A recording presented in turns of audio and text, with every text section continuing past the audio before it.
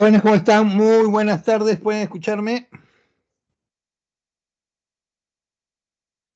Alumnos, muy buenas tardes, ¿cómo están todos? ¿Me escuchan?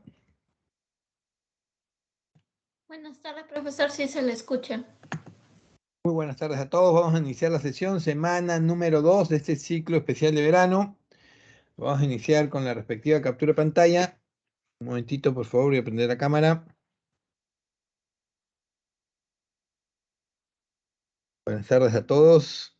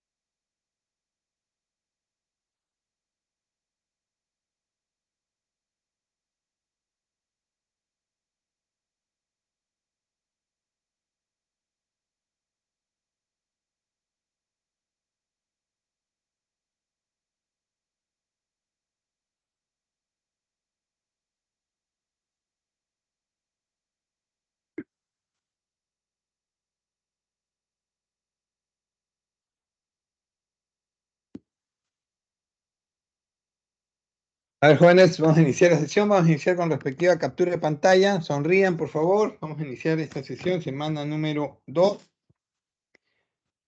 el ciclo especial de verano. Sonrían.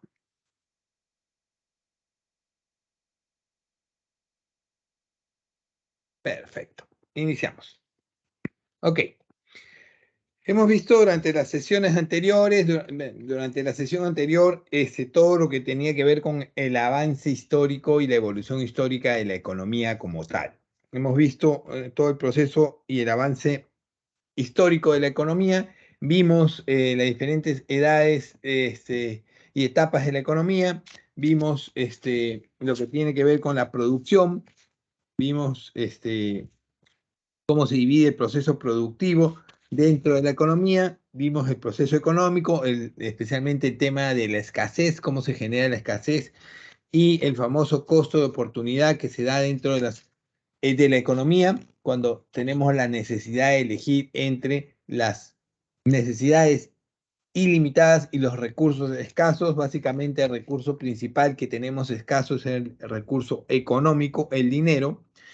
Vimos en función a eso cómo se mueve y cómo se maneja el proceso económico, las diferentes etapas del proceso económico: producción, circulación, distribución, consumo e inversión.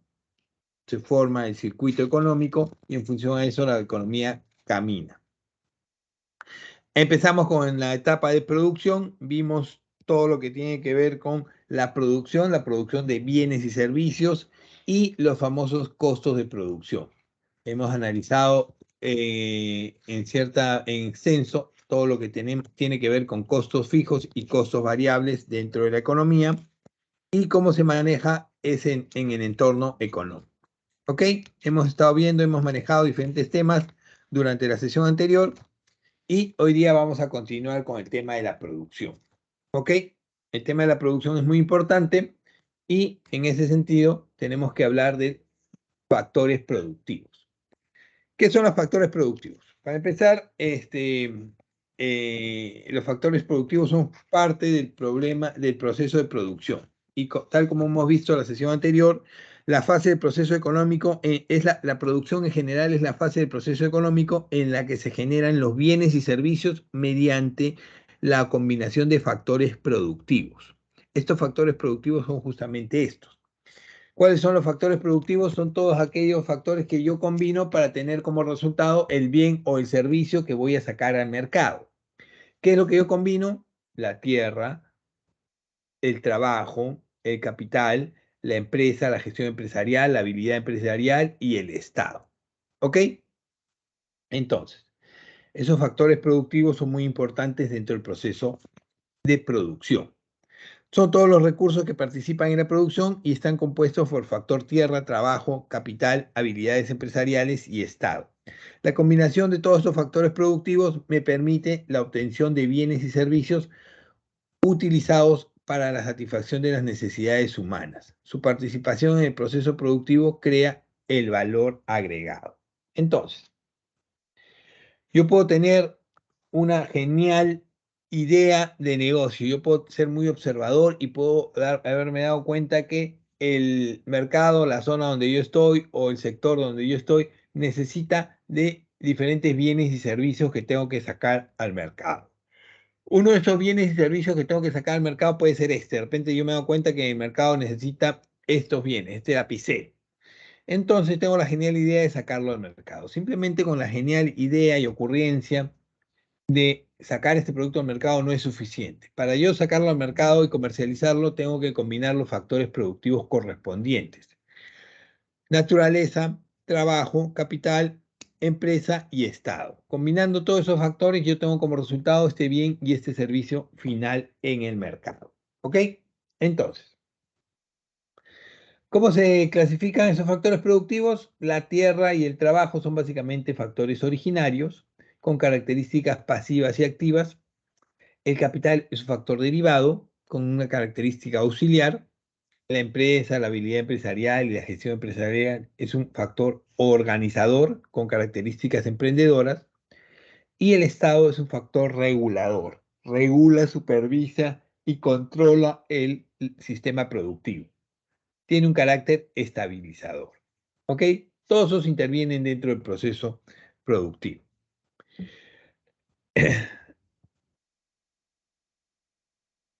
¿Ok? Un momentito, permítame cargar la computadora antes de que se apague.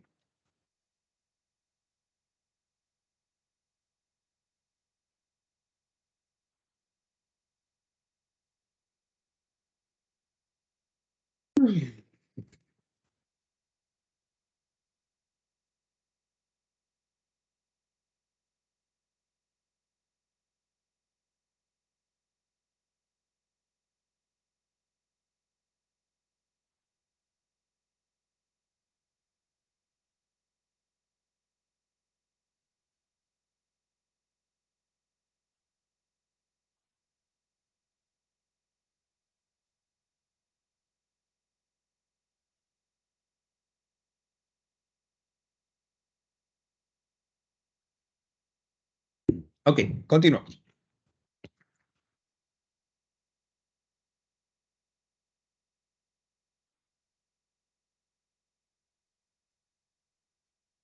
El primer factor productivo que vamos a analizar es el factor trabajo. ¿Ok? ¿Qué es el factor trabajo? ¿Cómo lo analizamos, cómo lo vemos, cómo lo establecemos? El factor trabajo no es otra cosa que la mano de obra. Es toda actividad física y o mental que realiza el hombre de modo consciente para producir bienes y servicios. En ese sentido, los va a utilizar en la satisfacción de sus necesidades y es un factor originario, debido a que es una condición preexistente a la naturaleza biológica del ser humano. Y es un activo porque como actividad humana transforma el factor tierra en el factor productivo. El trabajo humano requiere realizar un esfuerzo, es penoso y por ello requiere una compensación, ser remunerado. Entonces, cuando hablamos de factor trabajo, estamos hablando del factor mano de obra. Estamos hablando de toda actividad que realiza el hombre con el propósito de producir bienes y servicios. A ver, los bienes y servicios no se producen solos, no se transforman solos. Tiene que haber, aparte de la combinación de bienes, factores, insumos, materiales, alguien que los transforme, que los trabaje, que los ejecute, que los ordene. Entonces, ¿quién es esa persona? El factor humano. los trabajadores, la mano de obra. Esas personas acuden a las diferentes industrias y empresas para ofrecer sus servicios, pero no lo hacen gratis tampoco. ¿Alguien aquí trabaja gratis? ¿Hay algún trabajo que ustedes conozcan que se realice en alguna actividad que sea gratuito? ¿Conocen ustedes algún trabajo que no sea remunerado? ¿Qué creen ustedes? ¿Todos los trabajos son remunerados? Sí. ¿Por qué son remunerados? Porque las personas trabajan. ¿Por qué trabajan las personas? ¿Por qué salen a trabajar las personas? A ver, ¿quién me dice?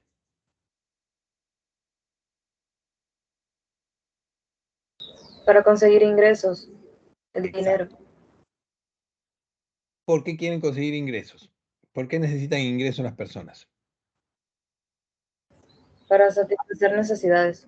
Exactamente, así de sencillo.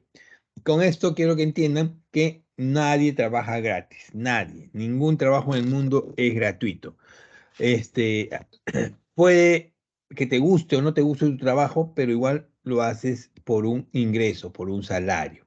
Es muy diferente decir, a mí me encanta, me gusta, me fascina mi trabajo, pero así te encante, te fascine, te guste tu trabajo, no lo haces gratis, no lo haces. Aquel que diga, no, yo trabajo gratis, yo ayudo a los demás gratuitamente, no, pues para la gente es mentira. Todos lo hacen por un ingreso, un salario. ¿Ok? Entonces, el trabajo es consciente, es penoso, requiere de esfuerzo, requiere ser compensado y es inherente, persistente al desarrollo humano. ¿Ok? Es por ello que los trabajos tienen diversas clasificaciones. Hay una clasificación según la relación con el empleador. Según la relación con el empleador, el trabajo puede ser dependiente o independiente. Si es dependiente, obviamente es un trabajo en donde yo dependo de una empresa, un negocio, de mi jefe para poder tener mi sueldo. Entonces, la mayoría de trabajos en las empresas son dependientes. Yo trabajo por una empresa, dependo de esa empresa para que me pague mi sueldo. Entonces, es un trabajo dependiente. Hay trabajos independientes, por supuesto. Esos trabajos independientes son de aquellos trabajadores que no dependen de ninguna empresa, de ningún jefe. Ellos son su propio jefe, ellos se generan sus propios ingresos. ¿Ok? Según la especialización, obviamente puede ser un trabajo simple o puede ser un trabajo calificado. Cuando estamos hablando de un trabajo simple, básicamente estamos hablando de actividades sin mayor capacitación, actividades repetitivas o habilidades básicas cognitivas que requiere el ser humano para poder realizarlas. Actividades muy simples, actividades como limpieza, mantenimiento, seguridad, que no necesitas mucha capacitación. Pero hay actividades que necesitas mayor calificación, necesitas mayor preparación, son las actividades calificadas, trabajos como ingenieros, médicos, arquitectos, no se hacen así nomás. Tienen que tener una preparación, una capacitación anterior para que puedan realizar esas funciones como debe ser. Trabajo calificado.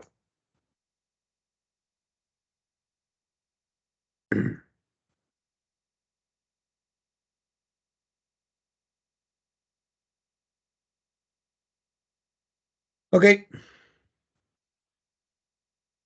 Entonces, tenemos que ir viendo cómo han ido evolucionando estos sistemas de trabajo. Las formas de trabajo siempre se han mantenido así, han sido así, siempre se han dado de esa manera. ¿Han ido evolucionando de alguna manera los sistemas de trabajo? Por supuesto que sí.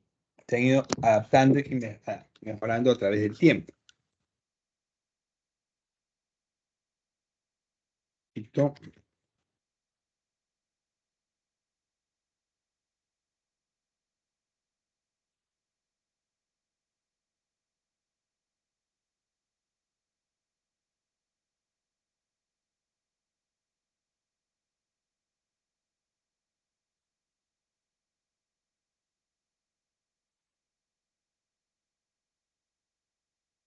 Entonces, los trabajos han ido evolucionando a través del tiempo y han ido cambiando. En el inicio de la historia de la humanidad, para tener una idea clara, en el inicio de la historia de la humanidad, habían dos tipos de funciones laborales. En el inicio de la historia de la humanidad teníamos la cooperación forzosa y posteriormente llegamos a tener la cooperación libre. Pero en el inicio, al inicio de la evolución laboral de las personas, cuando el hombre empieza a agruparse en sociedad para adquirir sus funciones, cuando el hombre se da cuenta de que para sobrevivir como ser humano tiene que agruparse en sociedad, no puede sobrevivir solo, se crean las tribus, los clanes, las familias, la sociedad, empiezan a surgir diferentes formas de trabajo. Las básicas, las iniciales, eran a través de la esclavitud. Los pueblos vencidos tomaban y capturaban eran capturados por los vencedores y servían de esclavos. Los esclavos eran una forma de trabajo en la antigüedad a través de las cuales se organizaban y se producían las grandes construcciones y las grandes construcciones y obras en la antigüedad. Entonces, la nación que tenía mayor cantidad de esclavos era la que mayor producía en ese sentido. Pero la esclavitud a través del tiempo fue un factor que vino degenerando en muchas situaciones. La más importante es en el tema económico. Yo podía tener 1 millón de esclavos a mi servicio, pero ¿es realmente rentable la esclavitud? ¿Qué creen ustedes? ¿Económicamente es rentable la esclavitud? Puede pensar que si no le pago a alguien por hacer su trabajo y lo hace gratis, puede ser rentable. Pero, ¿qué consecuencias me trae tener 1 millón de esclavos? Tengo que alimentarlos, tengo que vestirlos, tengo que curarlos cuando se enferman, tengo que darles techo y eso me genera un gasto, eso no se hace gratuitamente. Entonces, eso genera una salida de activos, de dinero. Entonces, se fue cambiando y fue evolucionando la esclavitud hasta la servidumbre. Ya a partir de la Edad Media empieza a cambiar el sistema de esclavitud por la de la servidumbre y aquí se desarrolla en la Edad Media, donde los pobladores ya dejan de tener empiezan a tener algunos beneficios, como ya pueden casarse, ya pueden adquirir sus propios bienes, alimentos, pueden trabajar, pero ellos eran sujetos o estaban al servicio del amo o del dueño del territorio donde vivían. El feudalismo aparece en esta época, en donde el señor feudal era dueño y administraba gran parte del territorio del rey. Entonces, las personas que vivían en ese territorio debían pagarle un tributo, eran, eran, arrendaban ese lugar en cierta medida, porque el señor feudal era dueño de todo, de la tierra, de los recursos, de los animales, de todo. Si tú querías vivir ahí, tenías que pagarle con trabajo y con tributos. ¿Ok? Posteriormente llega la famosa cooperación libre, donde ya las personas empiezan a trabajar no por obligación, sino a voluntad propia. Se acercan a voluntad propia a trabajar. Empiezan a través de los gremios, donde empiezan a aprender oficios. Chicos, controlen su audio, por favor.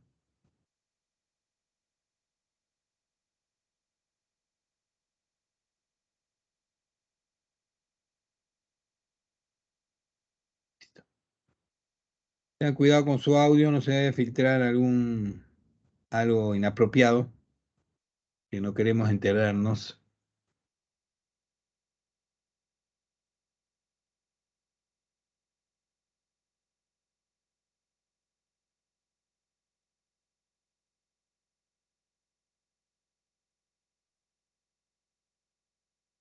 Ok.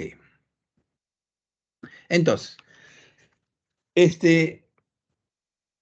cambian las formas de trabajo y ya viene la cooperación libre, donde las personas ofrecen voluntariamente su trabajo a cambio de un sueldo, una remuneración. Empezaron con los gremios, donde las personas ofrecían su trabajo porque querían aprender un arte o un oficio. ¿Por qué? Porque el oficio les iba a redituar en un trabajo y en ingresos. Después viene la libre cooperación, ya con la aparición de la revolución industrial en el mundo cambia. Los grandes talleres de artesanos se transforman en grandes monstruos de producción de 10.000, 5.000 trabajadores y necesitaban mano de obra. Empiezan a traer a la gente de los campos para trabajar en las grandes ciudades crecen a cooperación de las ciudades pequeñas que no están industrializadas y ahí es donde se les paga un salario, se ofrece un salario por la mano de obra. Posteriormente aparece la contratación colectiva sindical porque debido a la revolución industrial se había explotado demasiado a los trabajadores y no tenían condiciones adecuadas de trabajo. Entonces, eso es el inicio de las actividades laborales del hombre. Posteriormente, tenemos diferentes tipos de formas en la actualidad atípicas de trabajo. Podemos llegar a pensar que en el mundo, debido a que no es un negocio rentable en general, la esclavitud ha desaparecido, pero lamentablemente no. No en todas partes del mundo ha desaparecido. Todavía se sigue dando algún tipo de forma de esclavitud en el mundo. Situación de explotación en la que una persona no puede negarse debido a amenazas, violencia, coerción y abuso de poder o engaño. Explotación infantil, explotación sexual, explotación laboral en algunas partes del mundo todavía se mantiene. Entonces, es un fenómeno que en la actualidad todavía se sigue dando en algunas partes del mundo.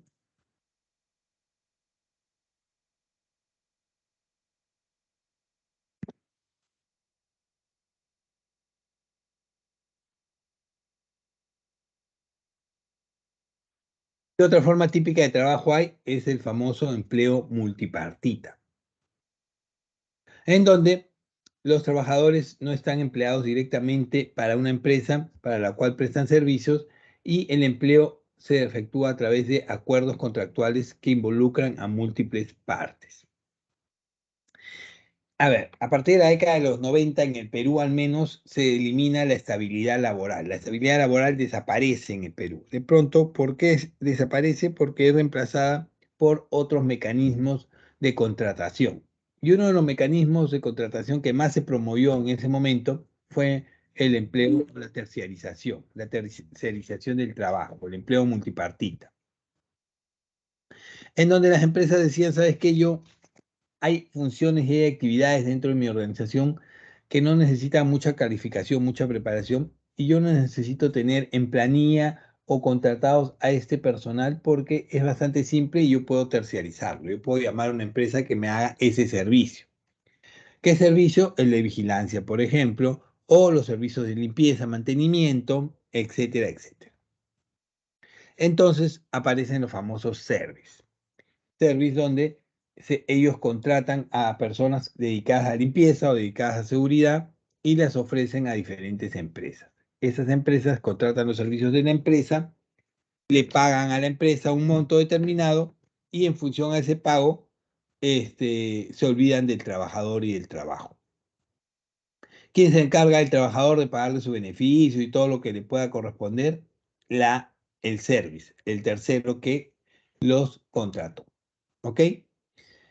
Es una modalidad muy difundida que se da y se ha dado a partir de los 90 hacia adelante en el Perú. Es una modalidad que sirve para sacarle la vuelta a las normas y a las condiciones de trabajo adecuadas, sí, pero es una modalidad que se creó a partir de la década de los 90 para facilitar y beneficiar a los empresarios, a los productores, para que tengan mayores cantidad de ganancias y de utilidades.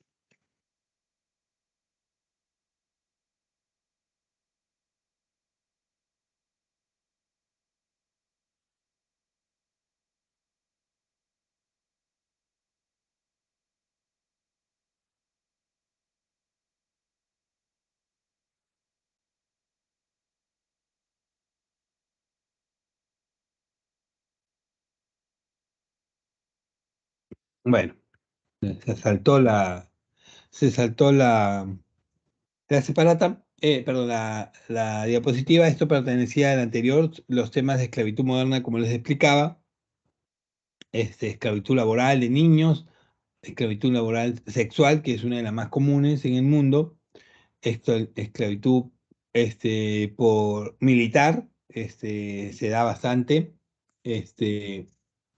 servidumbre o matrimonio forzoso. Sí, es una modalidad de esclavitud. Hay muchas partes en el mundo donde los matrimonios no son espontáneos a libre elección, sino son consensuados entre familias. Se presume que aproximadamente 30 millones de personas en el mundo sufren de algún tipo de esclavitud. ¿Ok?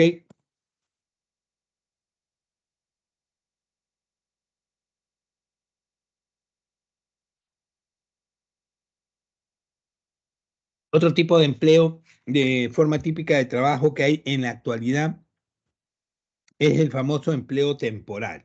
Esta es otra de las modalidades que ustedes van a descubrir cuando ingresen al mundo real, cuando ingresen a buscar trabajo, cuando egresen de la universidad o egresen de la carrera que hayan elegido.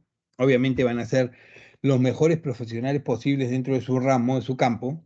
Se van a encontrar con diferentes realidades laborales. Una de ellas con las que se van a encontrar es con el famoso empleo temporal. Trabajadores son contratados por un periodo específico, incluye los contratos de duración determinada, basados en proyectos o en tareas, así como el trabajo ocasional o estacional. ¿Cómo funciona esto? Por ejemplo, ustedes cuando ingresen a trabajar, más que seguro no les van a hacer un contrato extenso, más que seguro, como son principiantes dentro del tema laboral, les van a hacer un contrato por 1 mes o 3 meses, básicamente. ¿Por qué tan poquito? Porque primero van a pasar un periodo de prueba. Entonces, si ustedes rinden, son proactivos, tienen buena capacidad, aportan bien en la empresa, les van renovando 1 mes, 1 mes, 2 meses, por 3 meses, 6 meses, por 1 año. Pero todo depende de su rendimiento y su capacidad. ¿Ok? Entonces, esta es una modalidad bastante común. La mayoría de personas laboralmente en el mundo, en el Perú al menos, están trabajando, laborando a través de contratos definidos, contratos a tiempo determinado, 3 meses, cada 3 meses la renuevan, cada 6 meses, cada mes, etcétera, etcétera, etcétera.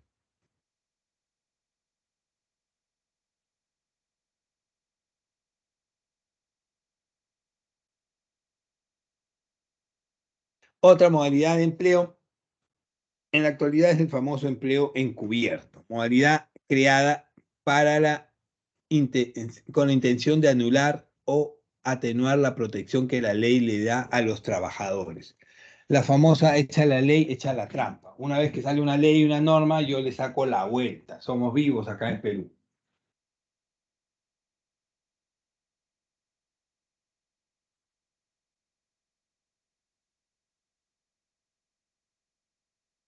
Entonces, ¿cómo funciona esto? Supone el ocultamiento de la identidad del trabajador contratado o los trabajadores a través de un intermediario, o de emplear al trabajador mediante un contrato civil, comercial o cooperativo. Esto lo vemos bastante en nuestra realidad y en diferentes estamentos, inclusive en los políticos. Esto es lo que más vemos en los famosos asesores de nuestros padres de la patria. Ustedes saben que somos uno de los países en el mundo donde no se permite o no se pide mínimo de grado de educación para ser político. Puedes tener primaria trunca, nunca puedes haber aprendido a leer siquiera, pero puedes ser congresista. Sí. Así que, como no se pide mínimo de estudios ni de preparación, menos preparación política o económica, puede llegar a ser político. Y estos políticos, para que puedan servir mejor a la patria en sus funciones, el Estado les da un grupo de asesores para que los asesoren en su trabajo en el político. Les da la libertad de contratar 3, 4, 5, 6, 7, 10 asesores para que lo apoyen. ¿Qué hacen los políticos? Todos los políticos, sean preparados o no sean preparados, este es un tema endémico en nuestra política y nadie hace nada. Todo el mundo se queja de otras cosas menos de esto que es tan evidente. Contratan 10 asesores. Necesitan 1, 2, 3, pero contratan 10 ellos. Y supuestamente el Estado les brinda un monto que pueden pagarle a cada asesor. Entonces, imagínense que cada asesor está destinado a pagarle 10.000 soles, contratan 10 asesores, 100.000 soles mensuales está gastando ese congresista por no estar capacitado ni preparado, pero a pesar de ello, ellos le pagan a la persona solo 3.000 soles por su servicio de asesoría. ¿Y qué hace con los otros 7.000? Los otros 70.000 mensual se los queda. Así funciona. Empleo encubierto. En muchas situaciones contratas trabajadores bajo una modalidad y terminas pagándoles por otra para no darles sus beneficios. Hay muchos trabajadores independientes, por ejemplo, que los contratan las empresas, los hacen hacer trabajos y jornadas de trabajo como si fueran dependientes y les pagan a través de recibo por honorarios. No les pagan beneficios, CTS, transporte, salud, nada de eso.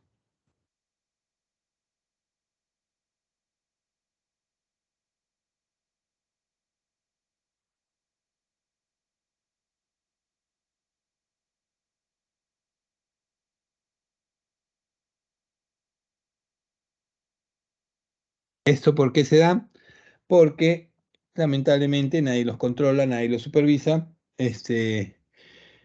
No, los mismos, a ver, se da porque las mismas leyes de control y supervisión las hacen los congresistas, los hacen nuestros políticos y como dice el verso popular, Otorongo no mata a Otorongo, entre ellos no se van a fiscalizar, no se van a poner la cruz y no van a hacer ellos mismos leyes para fiscalizarse ellos mismos.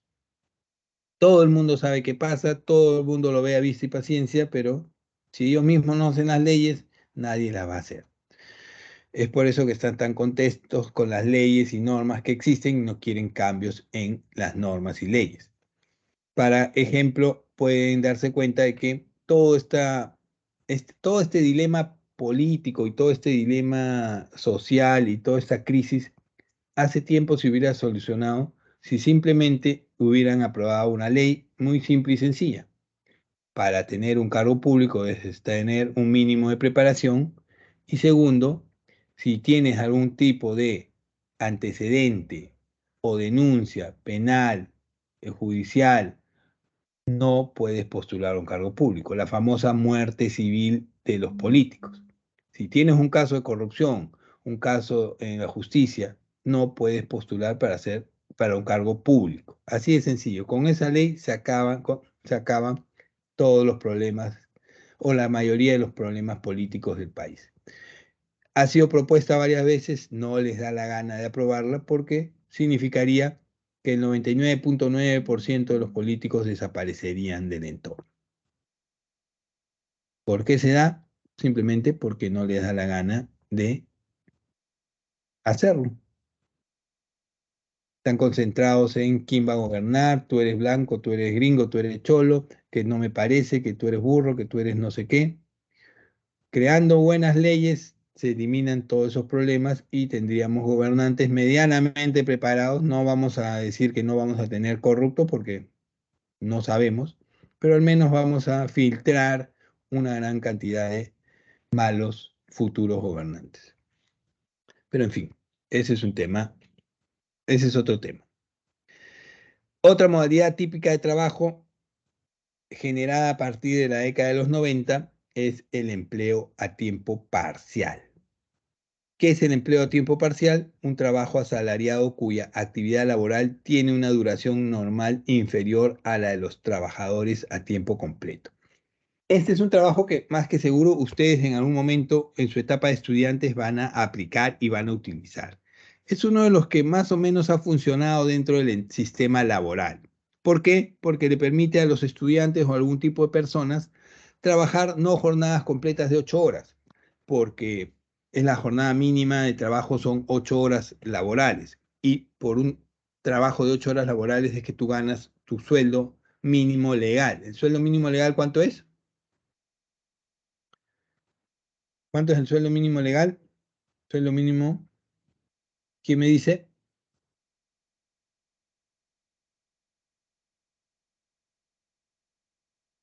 ¿Ninguno? ¿Cuánto es el sueldo mínimo legal actualmente? 1.200 dólares. Profesor, ¿que no era 1025?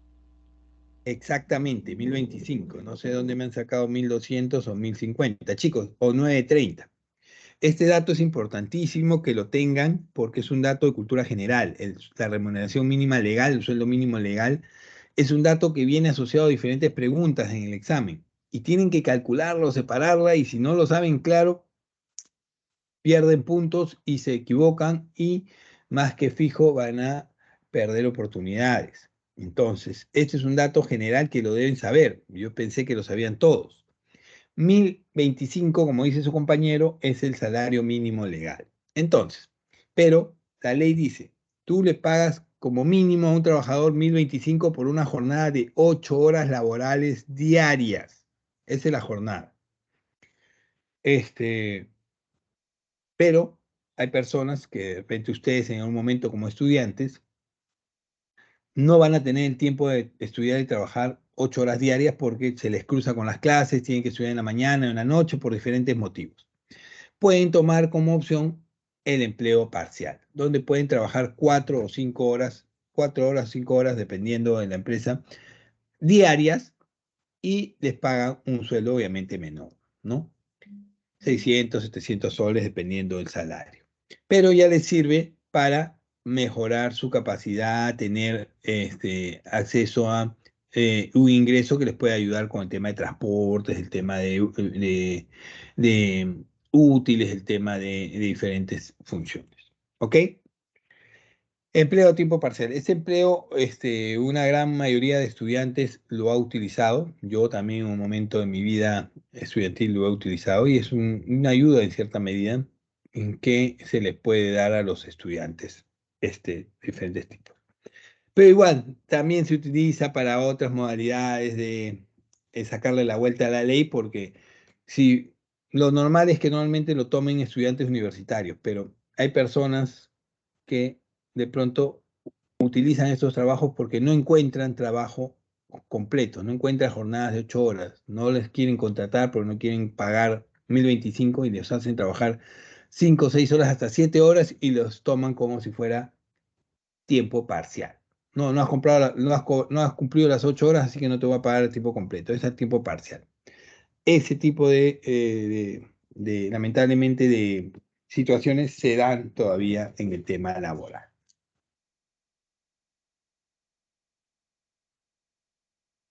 ¿Ok? En algún momento me imagino que ustedes van a ingresar a este tipo de modalidades. Sí, el trabajo conocido como part-time también. En realidad, el empleo, la forma, la modalidad a través de la ley es a tiempo parcial, pero es el más conocido como part-time. Los cajeros de banco tienen modalidad part-time, algunas empresas de restaurantes, de comida tienen modalidad part-time, etcétera, etcétera.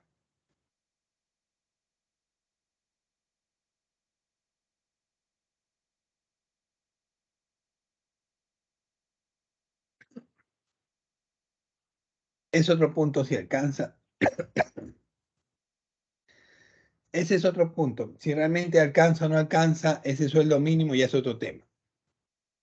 Pero, ya que lo plantearon, ¿creen ustedes que el sueldo mínimo legal alcanza realmente para un hogar promedio en el Perú de 4 integrantes, papá, mamá y 2 hijos? Una familia, un hogar promedio en el Perú de 4 o 5 integrantes, ¿les podrá alcanzar un salario mínimo legal de 1025 soles al mes? ¿Qué creen ustedes? Entonces, otro tipo de análisis que vamos a hacer más adelante, pero sí, es muy complicado. Entonces, ¿por qué no lo suben? ¿Por qué no se les paga más? Ahí es otro tema. Eso lo vamos a ver cuando veamos el control de precios. Solo una consulta. Dime. Si el salario mínimo se sube, el salario de un profesional también debe comentar, ¿no? Ese sería uno de los problemas. Perdón, ¿me puedes repetir, por favor? Que si el salario mínimo incrementa, el salario de un profesional debe comentar, ¿no? ya que pues creo que sería uno de los problemas que se daría en caso de que se suba, porque un profesional no va a cobrar lo mismo que alguien que recién va iniciando o sí.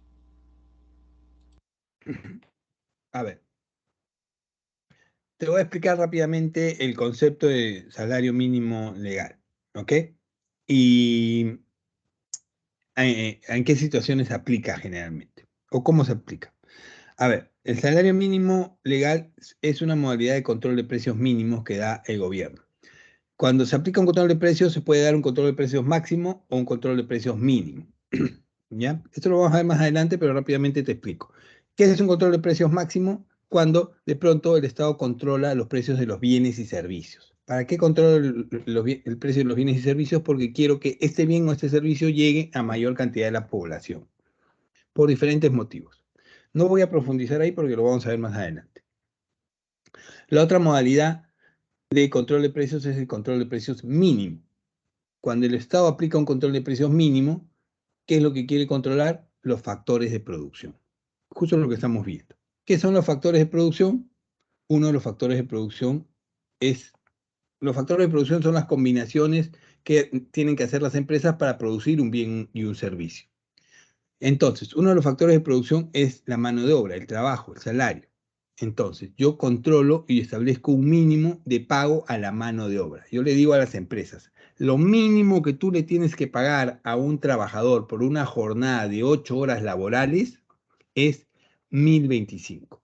¿Por qué pone ese mínimo el Estado? Porque en teoría quiere beneficiar a los empresarios, a las empresas, para que tengan más utilidades y más ganancias, para que no paguen más de 1.025. Bueno, ellos están en la libertad de hacerlo, pero por ley lo mínimo que pueden pagar es 1.025. Con esto, el Estado busca que las empresas tengan más ganancias, más utilidades y en teoría reinviertan esas ganancias y esas utilidades y generen más trabajo. Esa es la razón establecida para poner un sueldo mínimo legal. En este caso, 1.025. Ok, entonces, ¿qué nos dice la ley? Lo mínimo que tú le tienes que pagar a un trabajador por una jornada de 8 horas laborales es 1.025. Esos 1.025 incluyen el pago mínimo, seas un técnico, seas un profesional o seas un ingeniero con PhD o maestría o doctorado. Igual, lo mínimo que tienen que pagarte es 1.025. Ojo, el Estado te dice que lo mínimo que puedes pagarle, pero no te está diciendo que es lo único que le puedes pagar.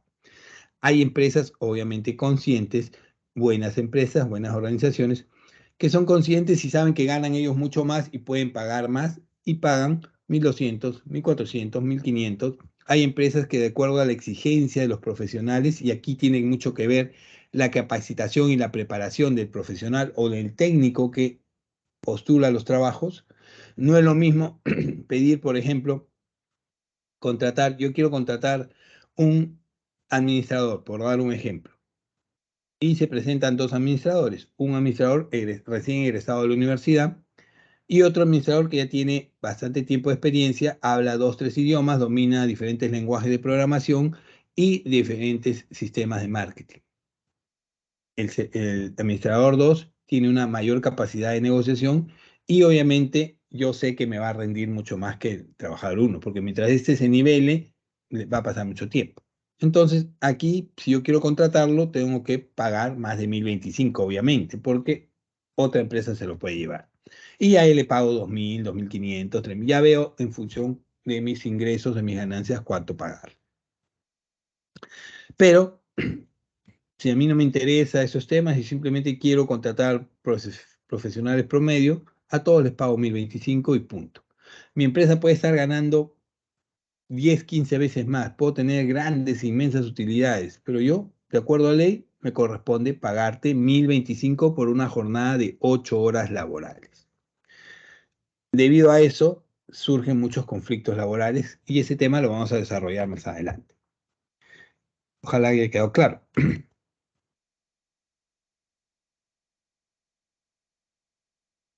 Este es un punto importante, los aspectos demográficos del trabajo, y esto les incluye a ustedes. ¿Ok? Entonces, ¿Qué son los aspectos demográficos del trabajo? Básicamente todas las condiciones laborales que se dan dentro del espectro laboral. A ver. En los aspectos demográficos del trabajo se hace un análisis y se hace una evaluación de la oferta laboral en el país. Vamos a hablar exclusivamente del Perú. ¿Ok? Yo les pregunto.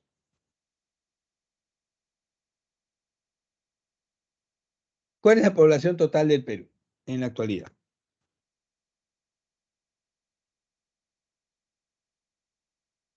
Y me dice, ¿cuál es la población total del Perú? Ok, 33 millones de peruanos aproximadamente según el último censo. Muy bien. Entonces,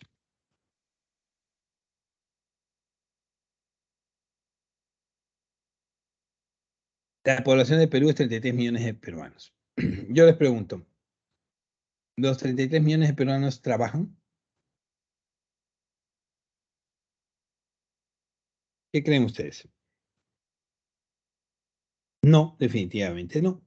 Entonces, esta población total de 33 millones se divide en dos tipos de personas. Población que está en edad de trabajar y población que no está en edad de trabajar. Entonces, nuevamente les pregunto, ¿cuál es la edad mínima y máxima en el Perú para trabajar? No, todavía no vamos a llegar a la PEA, estamos en la población en edad de trabajar. 18, 14, 15, ¿quién da más, quién da menos? Estamos en una subasta, parece. La edad mínima y la edad máxima para trabajar en el Perú, ¿cuál sería? ¿Alguien sabe? ¿Alguien lo tiene claro? ¿Mm? Desde los 16 años. 16 años. Ujú. A ver, la edad mínima en la que tú puedes empezar a trabajar en el Perú es a partir de los 14 años. Sí, 14 años. Y la edad máxima, en teoría, es hasta los 65 años. En teoría les digo porque esto no se da. Ya les voy a explicar por qué no se da. ¿Ok? 14 hasta los 65. Esa es la población que está en edad de trabajar en el Perú. P, población en edad de trabajar. Obviamente al otro lado tenemos aquella población que no está en edad de trabajar, que así quieran no los van a contratar, de 0 a 13 años y mayores a 65, que vamos a ver ese tema más adelante. Entonces, ya dividimos población total, 33 millones, población en edad de trabajar de 14 a 65 y población que no está en edad de trabajar de 13, menos de 13. ¿Ok? Entonces, P, población en edad de trabajar, se divide entre población económicamente activa y población económicamente inactiva. La PEA, aquí sí viene la PEA, es la población económicamente activa. ¿Quiénes conforman la PEA?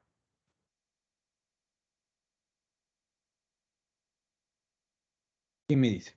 Las empresas. ¿Quiénes conforman la población económicamente activa? Yo les hago otra pregunta, más sencilla. Escuchen. Ya vieron el cuadro, ya lo están viendo en sus pantallas, más o menos ya tienen la definición, se les ha dado de manera general población total y población de edad de trabajar. Y yo les pregunto a ustedes, en promedio deben estar sobre los 16, 18 años. ¿En qué parte del cuadro se encuentran ustedes? ¿En qué parte de ese cuadrito están ubicados ustedes? No me digan población total porque obviamente están en la parte de población total. Eso no me vayan a decir. Pero ¿en qué parte del cuadro están ubicados ustedes? ¿Tienen una idea?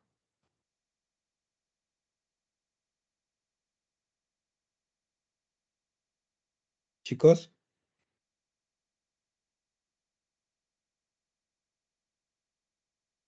¿ninguno? Lancen. ¿Dónde estarían ubicados ustedes? Obviamente, población total no me digan. Pero ¿dónde están? PET, PEA, PI, ocupados, desempleados. ¿Dónde están? ¿No tienen claro? Población económicamente inactiva. Exactamente. ¿Por qué? Ahorita les voy a explicar. Para los que no lo tienen claro y para los que no tenían respuesta, les pregunto. Si la edad mínima para trabajar es 14 años, ¿ustedes trabajan? Realmente no lo hacen. Por ahí me pusieron, sí, pero si yo quiero buscar trabajo no me contratan. Sí, te pueden contratar, pero obviamente es con autorización de tus padres. A partir de los 14 años, con autorización notarial de tus padres y la empresa tiene una legislación especial para esas personas. ¿Ya? No se da mucho, pero sí se da. En teoría, sí se da. ¿Ok?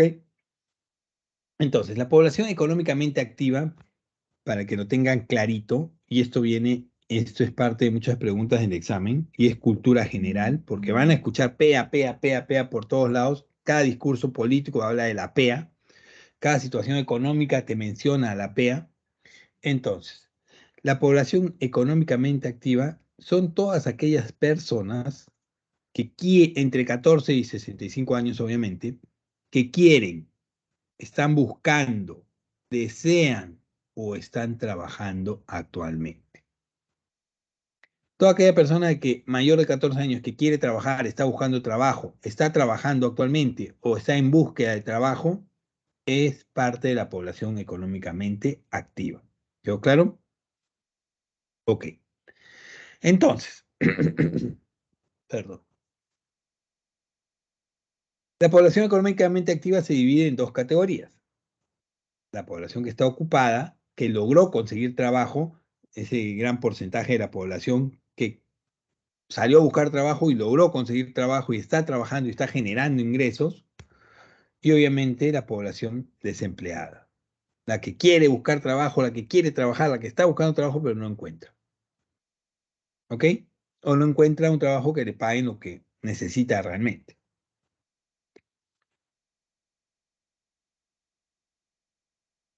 Entonces, los ocupados, la población que está ocupada, se divide en dos categorías también. Aquellos que tuvieron la gran suerte de conseguir trabajo y estar generando ingresos. No vayan a creer que de pronto esas personas están trabajando y todo es maravilla, todo es el paraíso, todo es arcoíris y colores, Rainbow Bright. No.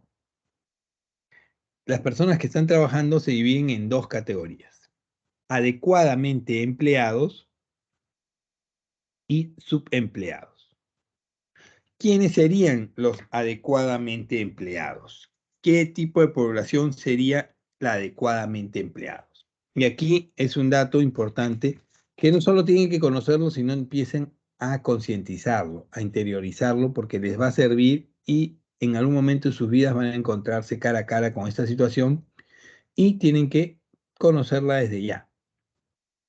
Entonces, adecuadamente empleado es toda aquella persona que trabaja menos de 35 horas semanales, pero tiene ingresos superiores al promedio. Yo trabajo menos de 35 horas semanales porque quiero y no necesito trabajar más, y mis ingresos, a pesar de eso, por mis capacidades, porque soy un capo, porque tengo mucha experiencia, porque el cargo que tengo, superan el promedio del mercado. Los 1025 lo superan. O si no, aquella persona que trabaja sus 8 horas diarias, 48 horas semanales, gano lo normal, el promedio de mercado, y tengo todas las condiciones laborales de ley. ¿Ok? Soy una persona adecuadamente empleada. ¿Ok? De pronto hay muchos profesionales aquí que debido a su gran experiencia y su capacidad los contratan a un puesto de trabajo y ellos no necesitan trabajar 8 horas diarias. Ya trabajando 4 horas diarias, 5 horas diarias, cubro mis ingresos, cubro mis metas, mis objetivos y suficiente.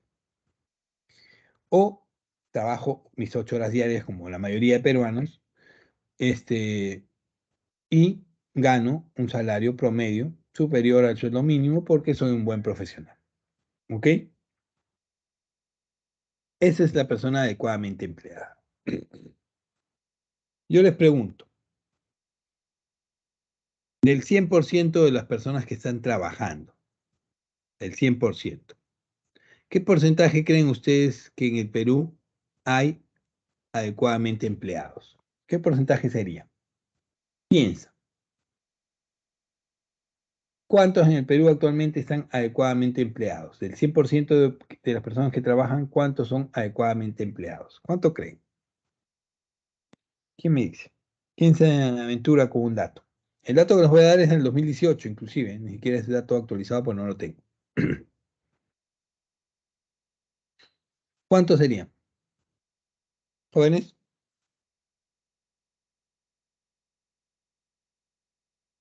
¿Qué porcentaje de la población está adecuadamente empleado?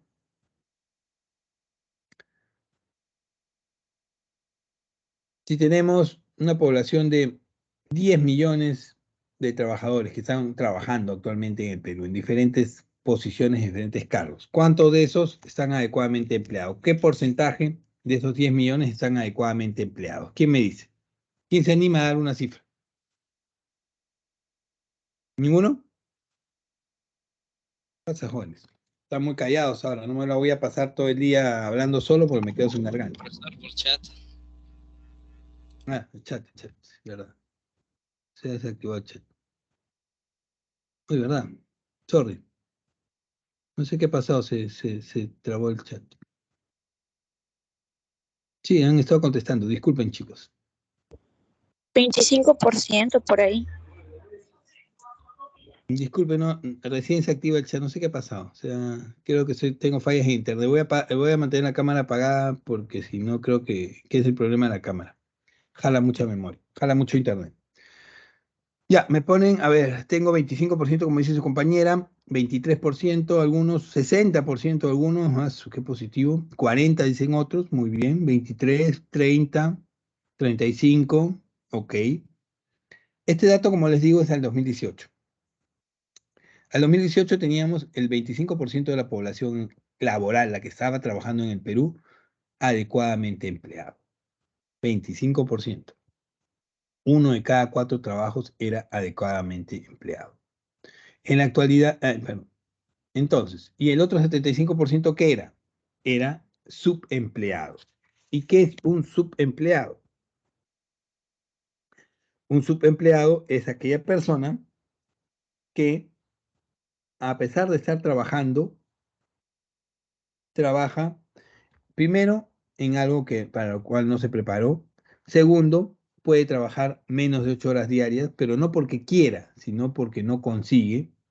Y obviamente no gana ni siquiera 1025 porque está trabajando menos de 8 horas diarias. O de repente sí está trabajando 8 horas diarias, pero no le pagan ni siquiera el sueldo mínimo.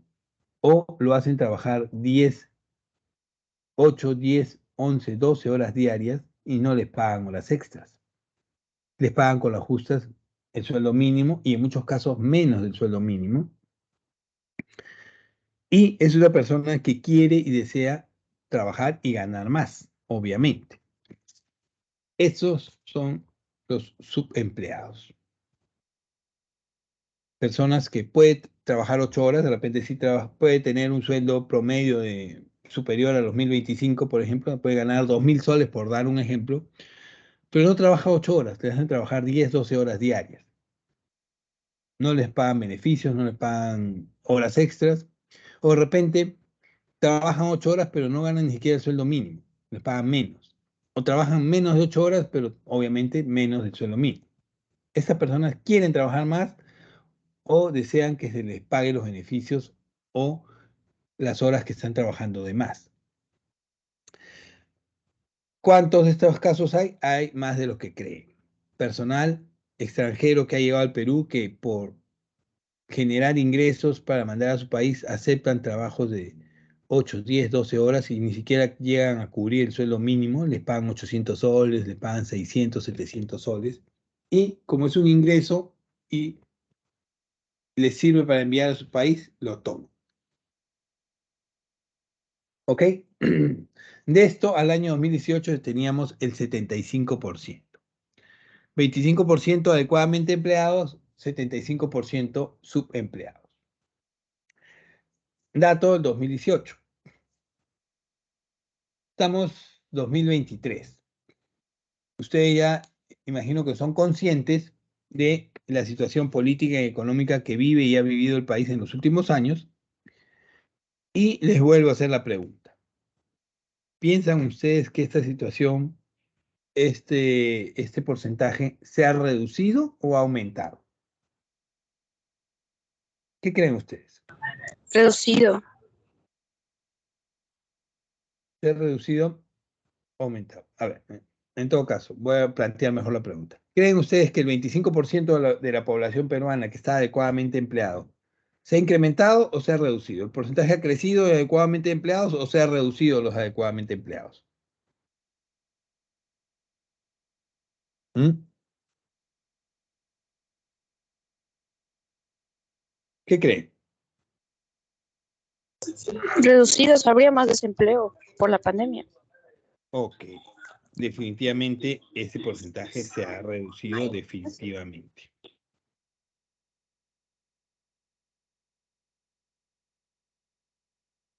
Sí, definitivamente ahora hay más trabajadores extranjeros, mano de obra extranjera que necesitan trabajo y aceptan cualquier sueldo por necesidad.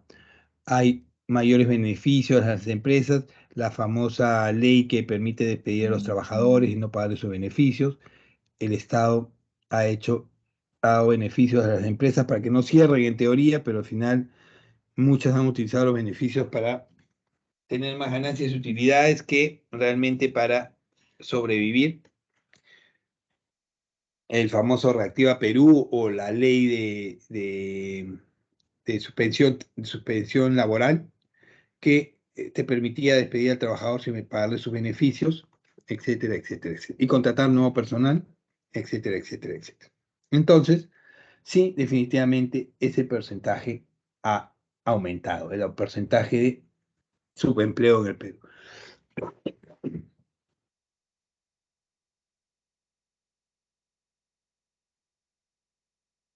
¿Ok? Entonces, ¿por qué yo les hago esta salvedad? ¿Por qué les recalco este punto? ¿Por qué les digo y les planteo esta situación?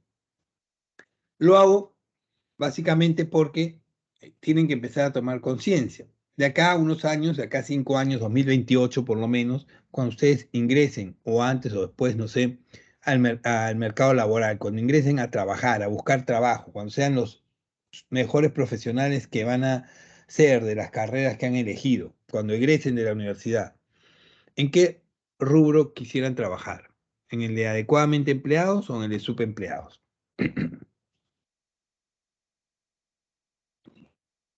Adecuadamente empleado. Definitivamente, el que menos quiere trabajar en el rubro de adecuadamente empleados. Entonces, ¿piensan ustedes que ese porcentaje que se viene reduciendo actualmente al 2023 va a seguir reduciéndose o aumentando? ¿Mm? ¿O creen que con que salió Porky va a ser ahora Lima potencia mundial y todo va a cambiar realmente? ¿Mm? No creo. Entonces, para que ustedes tomen conciencia, les digo que si quieren pertenecer al porcentaje adecuadamente empleados, mucho va a depender de su nivel de preparación, no solo en la carrera que elijan, sino en otros aspectos que los van a hacer más, este, competitivos dentro del entorno laboral. Estudien otro idioma, estudien sistemas, estudien tecnología de información, estudien, si pueden, otros temas relacionados a la carrera que van a elegir, prepárense mejor para que sean mejores sujetos dentro de la oferta laboral.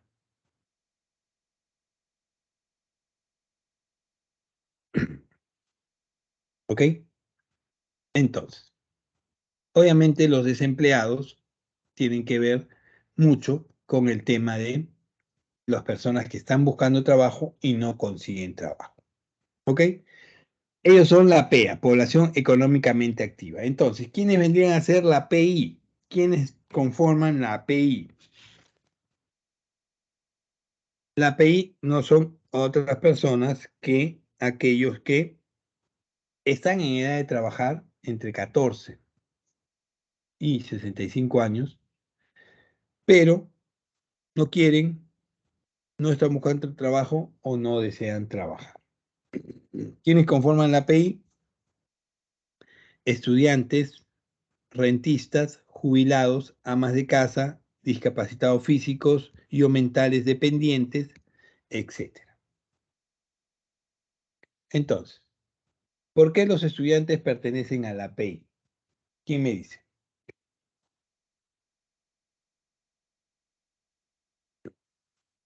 ¿Por qué ustedes pertenecen a la PI?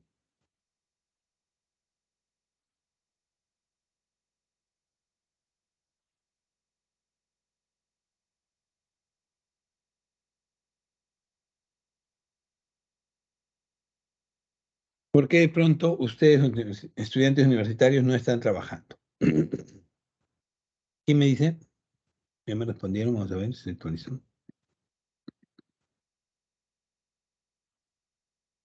Porque no ganan ingresos y ni somos independientes, ok, por una edad, no, pero mayor de 14 ya puedes trabajar. Ok. Ustedes trabajan ustedes pertenecen a la API por una razón muy sencilla. ¿Saben por qué? Si no lo han descubierto, si no se han dado cuenta todavía, ustedes pertenecen a la API porque su único trabajo y función es estudiar, prepararse y capacitarse y ser los mejores profesionales posibles en el futuro. ¿Por qué pertenecen a la API? Porque la función de trabajar, sus padres la han asumido. ¿Qué quiere decir esto? Que sus padres se dedican a mantenerlos, a solventarles sus gastos. ¿Por qué? Porque desean que ustedes se concentren en su preparación y en su capacitación. No hay otro motivo. Entonces, el trabajo de ustedes es estudiar, no generar ingresos. Mañana más tarde, cuando egresen de la universidad y sean los mejores profesionales posibles, que estoy seguro que van a ser, van a salir al mercado laboral. Ahí van a dejar la PI y van a ser parte de la PEA. Y imagino yo que van a retribuirle a sus padres el hecho de haberles solventado todos sus gastos y sus estudios de una manera adecuada. Decirle, papá, mamá, te quiero mucho, no es pagarles por si acaso.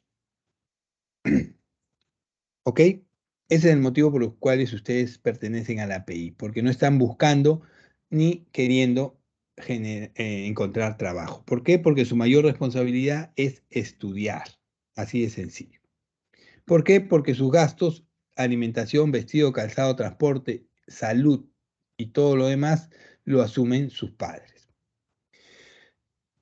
El otro, los rentistas. ¿Por qué pertenecen a la API? Porque obviamente viven de sus rentas. Yo tengo 2 casas, 3 casas, vivo en una, las otras 2 las alquilo, no trabajo, pero vivo de las rentas del alquiler de esas 2 casas.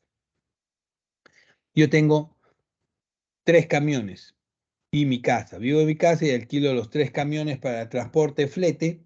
No trabajo, pero vivo de la renta de los camiones.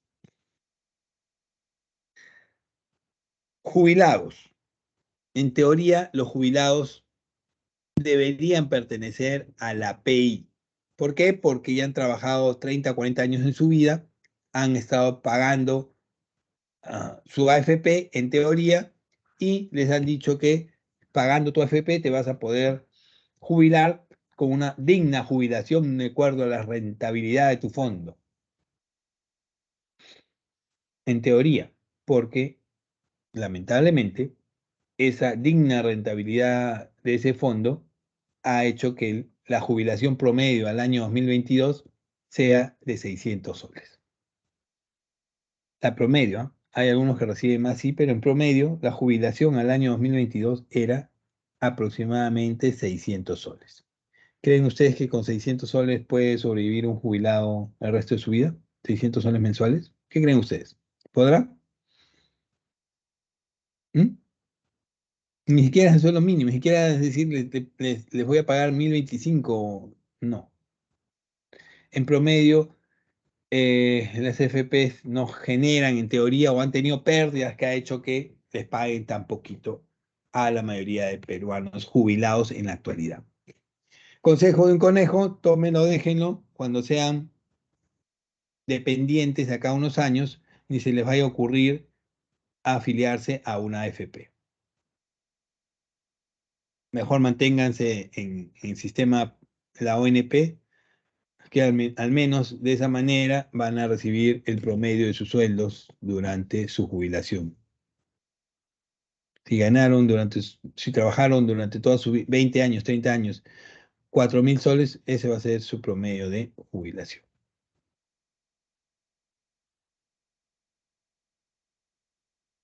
Así que no se dejen engatusar, no, que tu fondo va a tener una super rentabilidad y vas a terminar ganando todo lo que rentabilice. Sí, eso es lo que puede ocurrir, pero lo que realmente ocurre es que también vas a terminar perdiendo y teniendo un mínimo de jubilación. Echa la ley, echa la trampa. Nadie las controla, nadie los supervisa y nadie quiere que cierren porque hay lobbies que se manejan ahí. Otro que pertenece a la API, otro rubro que pertenece a la API, las amas de casa. Las amas de casa pertenecen a la API, ¿por qué? ¿Acaso porque no trabajan? ¿Mm? ¿Por qué pertenecen las amas de casa a la API? No vayan a llegar Sueldo. y no vayan a llegar y decirles a sus mamás, mamá, dice el profesor de economía que tú perteneces a la API porque no trabajas. No. Las amas de casa pertenecen a la API a pesar de que en la mayoría de los casos trabajan muchísimo más que muchos trabajadores en promedio, porque atender el hogar, atender a los hijos, atender las diferentes responsabilidades de la casa, del hogar y de la familia es muy trabajoso, pero pertenecen a la API porque simple y exclusivamente nadie les paga por ese arduo trabajo que hacen. No reciben un sueldo por ese motivo. Que ustedes les digan, mamita, te quiero mucho y darles un beso, no es un sueldo, un salario, les vuelvo a repetir. Eso no es un sueldo y un salario. Así que tengan en cuenta eso con el trabajo en el hogar. Segundo, los discapacitados físicos o mentales dependientes. ¿Por qué los discapacitados físicos y mentales dependientes pertenecen a la API? Ojo, solo los discapacitados físicos dependientes. ¿Por qué? Porque necesitan de una tercera persona para movilizarse. Pero no está aquí los discapacitados físicos independientes. Ojo, los discapacitados físicos independientes, ¿a dónde pertenecerían? ¿Quién me dice? Los discapacitados físicos independientes, ¿a dónde pertenecerían? Pues, ¿mm?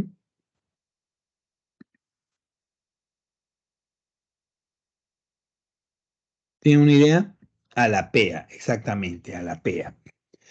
¿Han visto esa cantidad de discapacitados que están trabajando de manera independiente, generando ingresos? Aquellos ciegos que salen a cantar a Girón de Unión o en las calles, o aquellas personas minusvarias que están generando negocios de comercialización, venta. Esas personas son discapacitados físicos, sí, pero son independientes porque todavía se pueden valer por ellos mismos. ¿Ok? Es más, en teoría les digo, porque no todas las empresas lo cumplen, en la Constitución, en el sector laboral, el Ministerio de Trabajo establece que, el Ministerio de Trabajo en las regulaciones laborales establece que un porcentaje de la población, el 2% de la población laboral, de los trabajadores de una empresa, deben ser discapacitados físicos independientes. Hay una ley que establece que el 2% de los trabajadores de todas las empresas tienen que ser discapacitados físicos independientes. Pero lamentablemente muy pocas empresas lo cumplen. Mínimas empresas lo cumplen.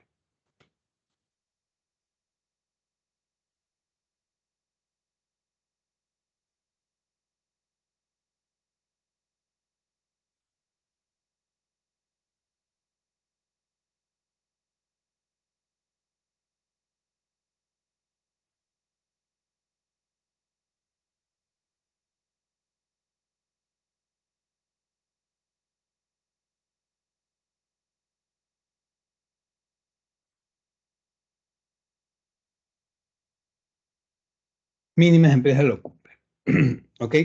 Ténganlo claro, no generen confusión porque ha venido preguntas anteriormente en el examen, justamente donde había que separar o identificar quiénes pertenecían a cada rubro y justo mencionaban a discapacitados físicos independientes. No se van a confundir. Ellos pertenecen a la PA, no a la PI.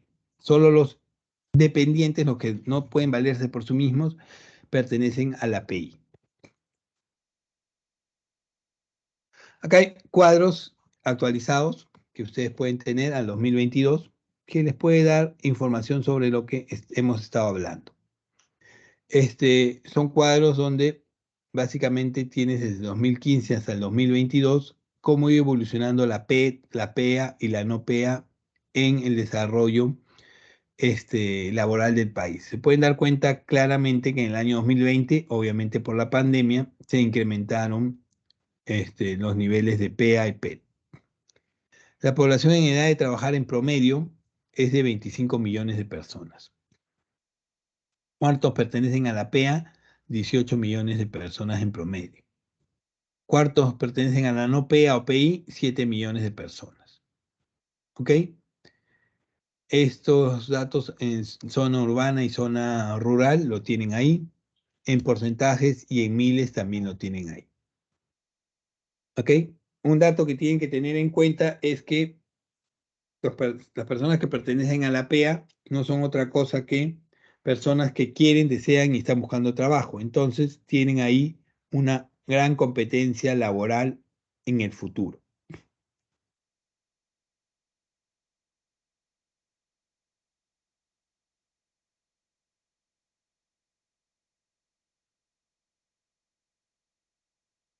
El otro punto que tenemos que tratar es un punto bastante importante, tiene que ver con el mercado.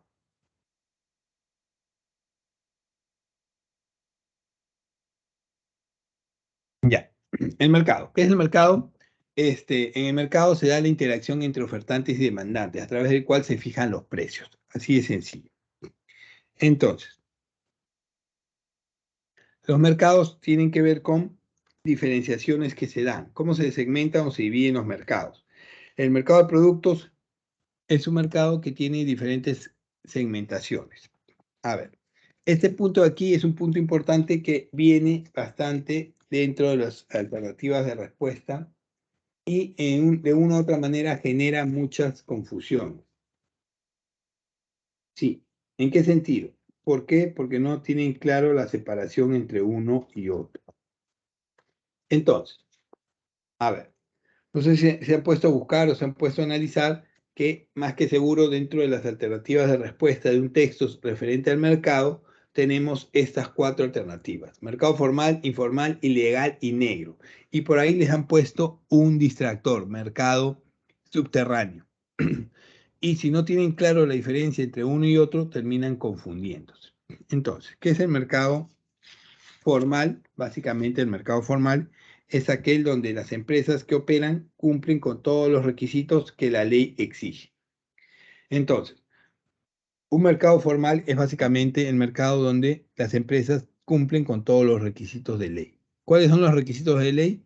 Licencia de funcionamiento, su RUC, su constitución de empresa, su tributación, permiso de defensa civil, permiso de sanidad, etcétera, etcétera, etcétera. Si yo cumplo con todos los requisitos de ley, pertenezco a una empresa formal, al mercado formal. Hasta ahí no hay mucha complicación. ¿Quiénes pertenecen al mercado informal? Entonces, la diferencia entre el formal y el informal es básicamente que los que pertenecen al mercado informal son aquellos que no cumplen con todos o ninguno de los requisitos establecidos por ley. ¿Quiénes no cumplen con alguno o todos los requisitos establecidos por ley? Los comerciantes o el mercado informal. Aquel mercado que basta que no tenga un requisito, yo pertenezco al mercado informal. Yo puedo querer poner una empresa, un negocio en mi casa. De pronto quiero poner un market en mi casa. Y constituyo mi empresa, ya tengo el nombre de mi empresa, tengo los permisos de sanidad, me llamo a Defensa Civil para que supervise, cumplo las normas y todo, pero de pronto la licencia de funcionamiento me demora. La municipalidad me está haciendo muy larga para sacarme mi licencia de funcionamiento. Y yo ya tengo invertido 3 meses en mi inversión paralizada porque no sale mi licencia de funcionamiento. ¿Sabes qué? Voy a aperturar sin licencia. Al final ya tengo todo. Solo me falta eso. No creo que me digan nada. ¿Pertenezco al mercado formal o informal?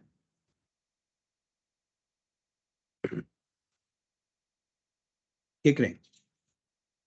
Informal. Informal. Basta que me falte un solo requisito y soy informal. Obviamente, si me faltan todos, más informal soy todavía. Entonces, para que no tengan claro cuál es la diferencia entre informal y legal, porque eso genera confusión. Un comerciante informal, ¿cuál es la sanción que recae sobre él cuando lo sorprende? A ver, si a un comerciante informal, sea comercio ambulatorio, sea informal por otro sentido, lo sorprende la autoridad, ¿qué sanción recae sobre él? Clausura. Clausura, muy bien. ¿Alguna otra más? Clausura local, multa, muy bien. Clausura, multa. Decomiso de mercadería también hay, sí. Entonces, son sanciones básicamente administrativas, para que lo tengan claro. Un comerciante formal, si lo sorprende la autoridad, le cae una multa, una cierre local, un decomiso de mercadería, sanciones administrativas. Otra cosa. Yo estoy cansado de que me multen, me cierren el local, me decomisen la mercadería. Quiero volverme formal. ¿Podré hacerlo? ¿Podré pasar de informal a formal? ¿Lo podría hacer? ¿Qué creen ustedes? Sí, por supuesto que sí. Ok. Esas son las características principales de un comerciante informal. A diferencia de un comerciante ilegal. ¿Qué es un comerciante ilegal? Un comerciante ilegal es aquel que comercializa productos que están prohibidos por la ley. Estos productos están prohibidos por la ley. Entonces soy un comerciante informal. ¿Qué productos son prohibidos por la ley? Aquellos que atentan contra la vida, la salud y el cuerpo y el patrimonio de las personas. Entonces, ¿quién es un comerciante ilegal? Aquel que comercializa productos prohibidos por ley, como venta de drogas, venta de medicinas adulteradas, venta de artículos robados, etcétera, etcétera. ¿Ok? Les vuelvo a preguntar. Si un comerciante ilegal lo sorprende la autoridad, ¿qué sanción recae sobre él?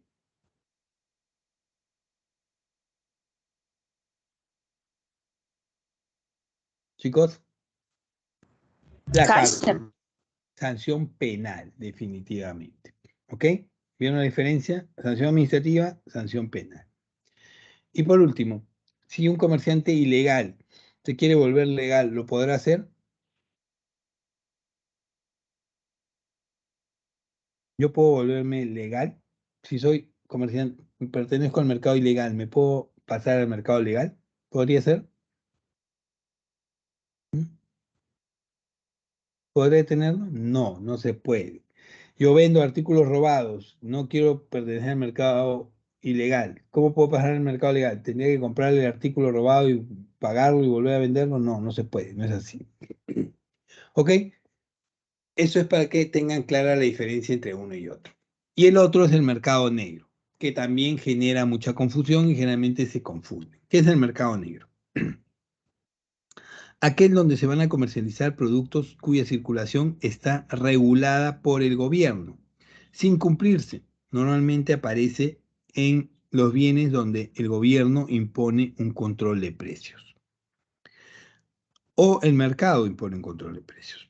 A ver, generalmente el gobierno dice, ¿sabes qué? Yo quiero que ese producto llegue a más peruanos porque los peruanos quieren tener más de ese producto.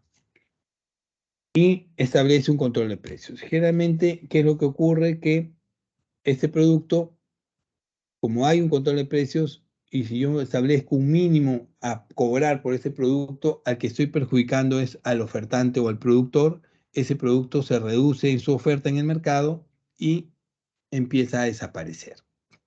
Y cuando se da esa situación, se genera aumento en la demanda, escasez y especulación. Y ese producto desaparece del mercado normal y aparece en el mercado negro. En los materiales normalmente les ponen el ejemplo del mercado negro de dólares, pero ese mercado negro de dólares es un ejemplo que no está actualizado, que no está al día. ¿Por qué? Porque es un ejemplo de la década de los 80, 90,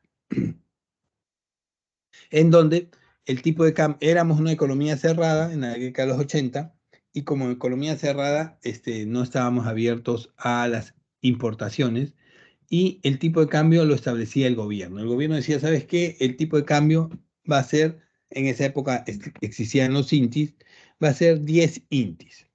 Por cada dólar yo te voy a pagar 10 intis. ¿Ok? El gobierno establecía el tipo de cambio. Pero lamentablemente teníamos una mala situación económica, inflación, y el dólar era establecido por el gobierno y 10 intis no me convenía porque no me actualizaban el precio constantemente. Entonces, ¿qué ocurría? Muchos peruanos tenían familiares afuera que le enviaban sus dólares y no querían cambiarlo al tipo de cambio formal, el tipo de cambio del mercado, y se iban al mercado negro. En Girón Ocoña, en el centro de Lima, en la Plaza San Martín, Girón Ocoña, una de las avenidas que cruzan la Plaza San Martín es Girón Ocoña, una de las calles, se estableció el mercado negro de dólares. Estaban todos los cambistas ahí y ahí te cambiaban tus dólares al precio del mercado del día, al precio del momento del día, incluyendo la inflación. Entonces, si en el día el tipo de cambio había subido a 20 intis, ellos te pagaban 20 intis. O sea que si tú tenías 100 dólares y te ibas al mercado formal, te iban a dar simplemente 1000 intis. Pero si te ibas al mercado negro, te iban a dar 2000 intis. ¿Dónde preferías cambiar tus dólares en ese momento? ¿En el mercado formal o en el mercado negro? La mayoría de personas iba al mercado negro a cambiar sus dólares. ¿Ok?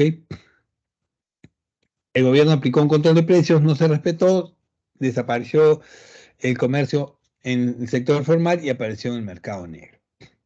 Otro ejemplo del mercado negro más actual es lo que ocurrió lamentablemente con el tema del oxígeno, por ejemplo, en el país.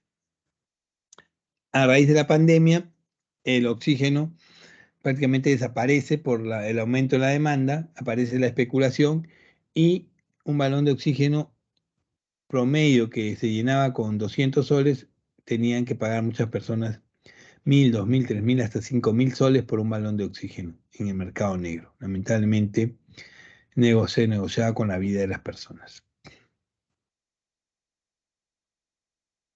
¿Ok? Esa es la diferencia entre uno y otro.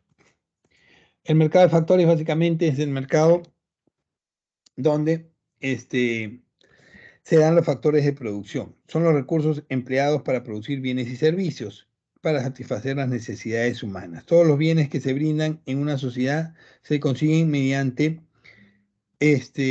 la utilización de factores productivos. Se intercambian recursos naturales, trabajo y capital, y puedo tener como resultado los bienes y servicios. Hay un ejemplo de mercado de factores.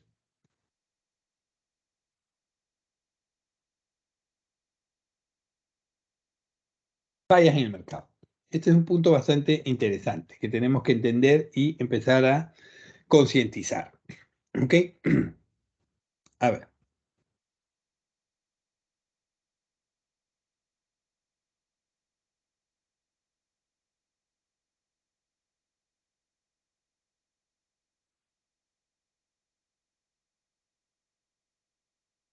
A ver. En teoría, nos dicen que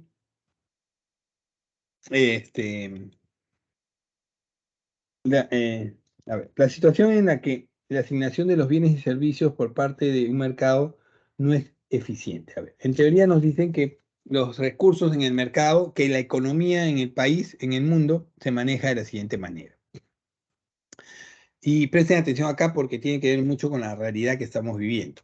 En teoría, nos dicen que el mercado, la economía en el mundo, en esta economía liberal, neoliberal, funciona perfectamente. Nos dicen que la economía y los precios los debe establecer la oferta y la demanda, que el Estado no debe intervenir, que el Estado no es buen administrador, que las empresas privadas y públicas son las que manejan la economía, y si eso se hace, todo el mundo va a ser color de rosas, arcoíris y todo el mundo felices y millonarios. Vamos a ser Lima potencia mundial. Eso nos dice la teoría y nos dicen diversas corrientes económicas, etcétera, etcétera. ¿Eso es real? Lamentablemente no.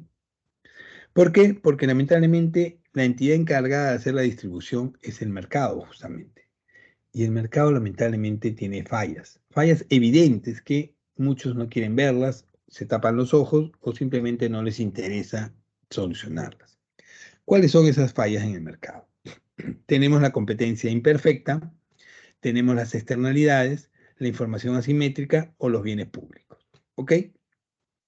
Entonces, vamos a hablar por las externalidades. ¿Qué vienen a hacer las externalidades? ¿Ok? ¿Qué son las externalidades?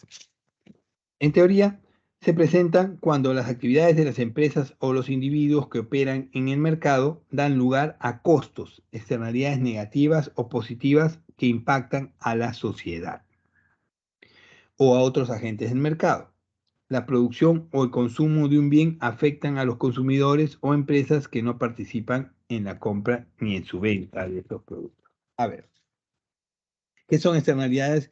Cuando las actividades empresariales de una industria, de una empresa, afectan a terceros. Normalmente, económicamente, las actividades comerciales se dan entre ofertante y comerciante, comprador y vendedor, ofertante y consumidor. Mientras se den entre ellos dos las relaciones, no hay ningún problema. Si yo te quiero vender 10 veces el precio y tú me lo quieres comprar a 10 veces el precio, las relaciones entre ambos, la negociación entre ambos es de esa manera, y si ambos están contentos, todo se acabó. Ese es el mundo ideal.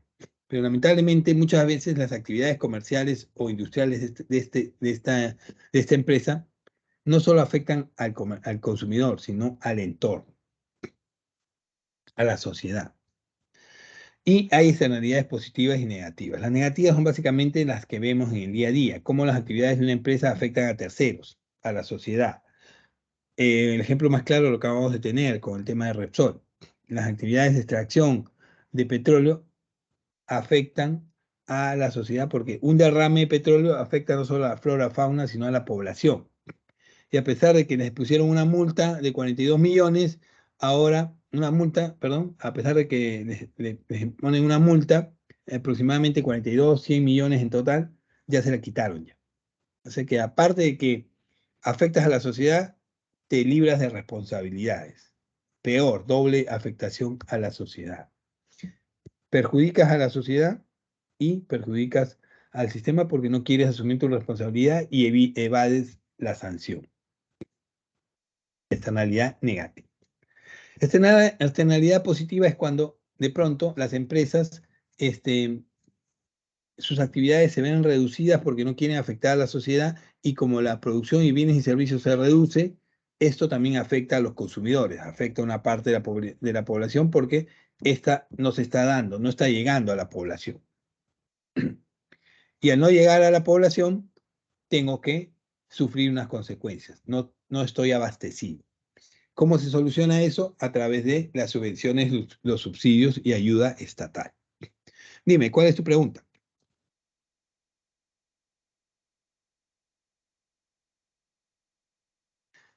No, el petróleo es un recurso natural y todos los recursos se agotan, se extinguen.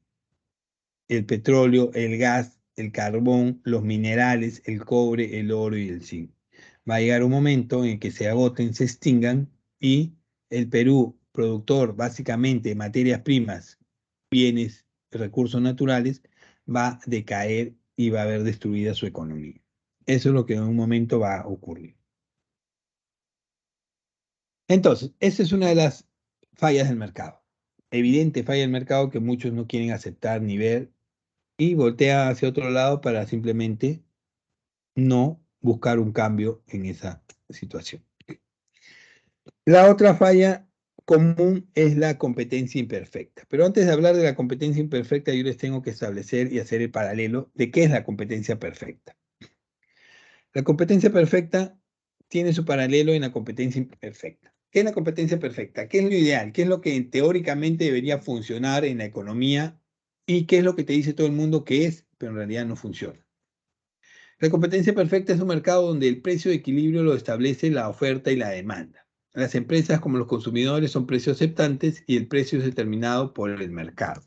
¿Qué quiere decir esto? Que en un mercado de competencia perfecta el precio lo establece el mercado, la ley de la oferta y demanda. ¿Sabes qué?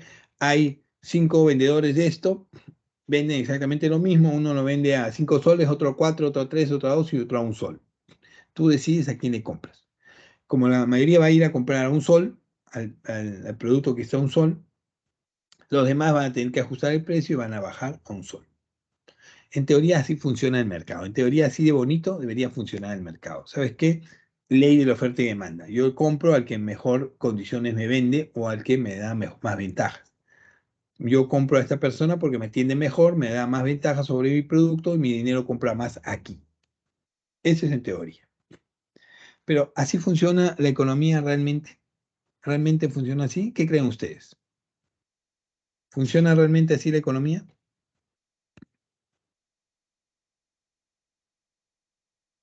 ¿Mm? ¿Tenemos una economía con competencia perfecta? No, No, definitivamente no. Lo que tenemos es una economía con competencia imperfecta. ¿Qué es la competencia perfecta?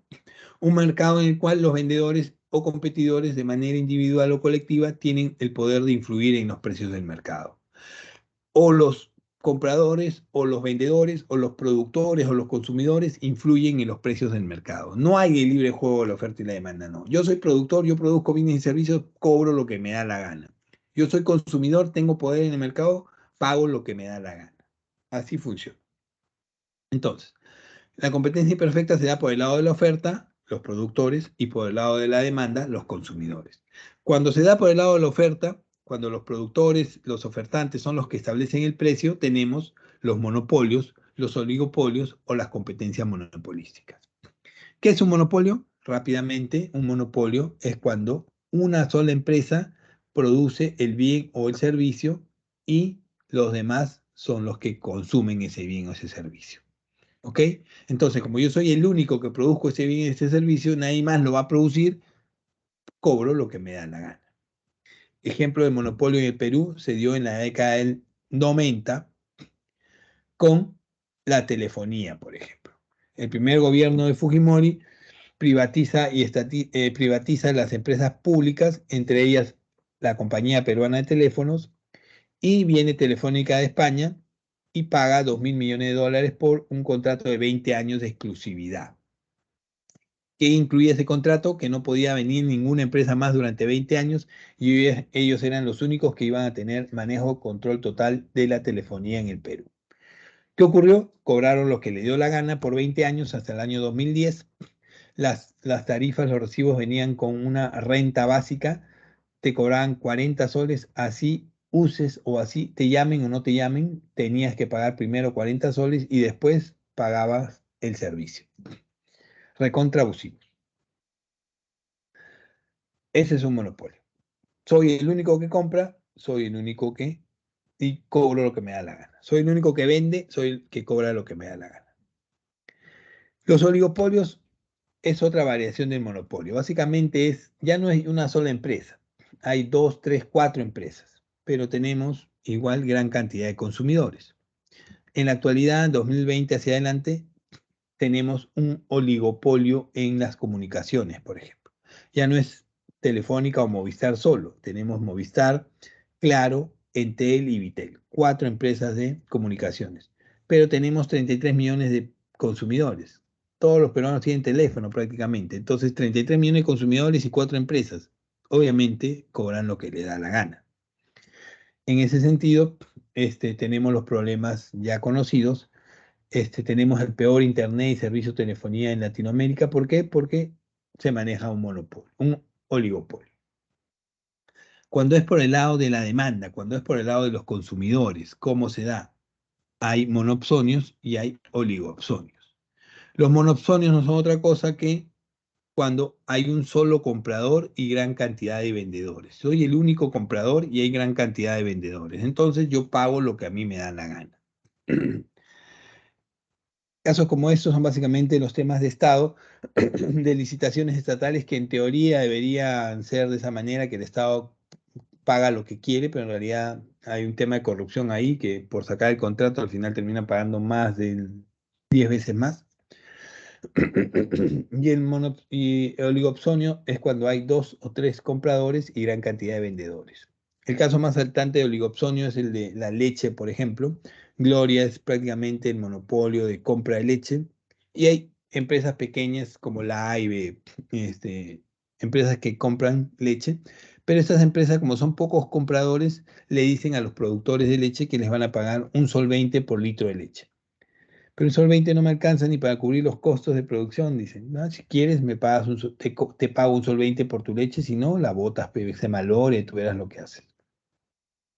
Y ellos ponen los precios de la leche en el mercado. Y aún así, Gloria te vende leche que no es leche.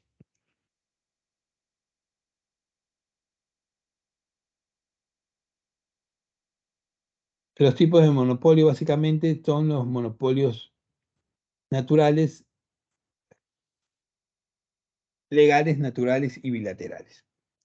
Cuando hablamos de un monopolio legal, es un monopolio establecido por ley, que la ley te establece y te faculta a ser el único que puede cobrar o dar el servicio.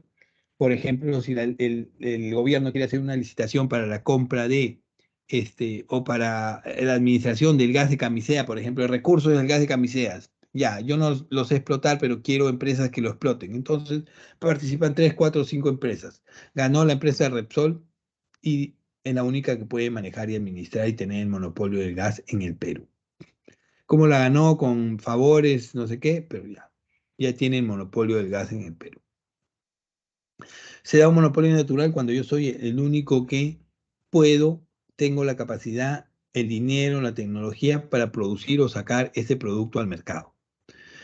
Como yo soy el único que tengo la capacidad, la tecnología y la sabiduría para hacerlo, tengo el monopolio natural de este producto. Ejemplo, en su momento, los servicios en el Perú, el agua, la luz y la telefonía eran monopolio natural del Estado, porque el Estado era el único que tenía la capacidad de establecer la infraestructura, por ejemplo, para el cableado eléctrico del país. ¿Se imaginan cuánto costará invertir en cablear y hacer torres de tensión y distribuir la energía, la electricidad por todo el Perú? No lo podía hacer cualquiera. ¿Quién lo hizo? El Estado. Es por eso que tenía el monopolio natural de esos servicios. Chicos, se me fue la hora. Pensé que me iba a hacer más tiempo. Les dejo las claves de los ejercicios.